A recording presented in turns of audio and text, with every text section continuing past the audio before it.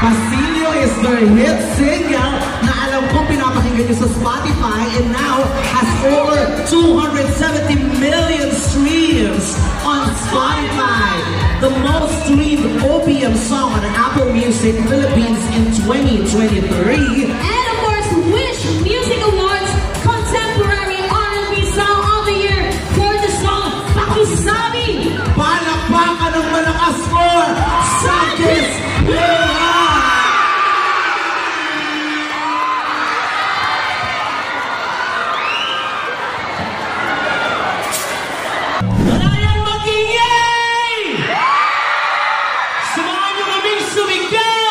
Sabihin nyo, oh!